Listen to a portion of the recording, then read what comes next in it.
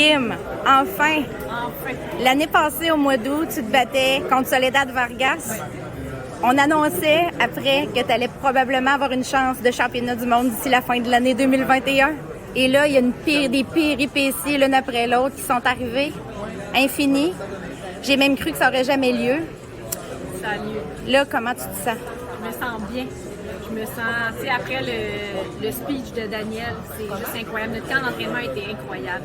J'ai vu de toutes les couleurs.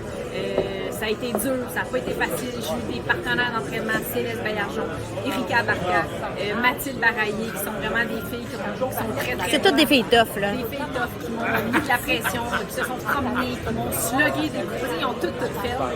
Je suis prête. Il n'y a pas un entraînement que j'ai des regrets. Tu sais, que j'ai dit, aujourd'hui, j'aurais pu donner plus. Non, j'ai été 100% dans chacun de mes entraînements. J'ai bien mangé, j'ai bien dormi. Je suis pas loin de mon poids. La déshydratation va se faire assez facilement.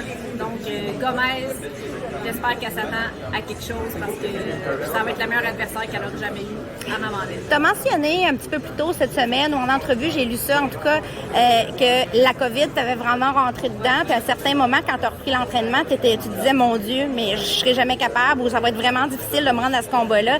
Est-ce que tu as même pensé que ça pouvait ne pas avoir lieu, ce combat-là, à un certain moment? J'ai été stressée parce que ça a duré longtemps. Au début du camp d'entraînement, j'étais fatiguée, j'étais essoufflée, je devais dormir des 12-14 heures par jour, puis je me sentais que je récupérais pas. Puis à un moment donné, ça a débloqué vraiment. Là, je me suis mis à battre mes records. La course, ça allait bien, tout allait bien. Mais je te dirais qu'il y a eu 2 semaines là, que j'ai été assez inquiète. Mais là, tout va bien. Tout va bien, tout va pour le mieux, parce que à entendre parler Daniel, t'es prête pour ton championnat. À la dernière conférence de presse, on t'a senti un petit peu plus émotive qu'à l'habitude, quand tu t'es un petit peu choquée puis t'as dit, moi, je parle pas en espagnol aujourd'hui. Est-ce que là, t'as fait le vide de ça, puis que est-ce que t'as des trucs pour faire le vide de l'émotion avant de monter dans un ring? On dirait que j'ai toujours cette capacité-là facilement dans ma vie, tu sais, à rendre ce qui est inconfortable confortable. J'ai de la respiration, visualiser, puis je suis tellement bien entourée, tu sais, avec Daniel, avec Stéphane, avec Pierre Bouchard, qu'ils me changent les idées, on fait des blagues, puis on dédramatise. Puis c'est ça qu'il faut faire, je pense, dans la vie, dédramatiser.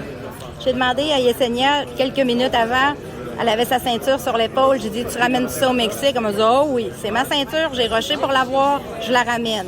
Toi, qu'est-ce que tu réponds à ça? Je dirais, elle peut dormir avec à soir, profite-en pour la coller, parce que tu peux t'en ennuyer en maudit, parce qu'il n'y a rien ici. Merci beaucoup, Kim. Merci.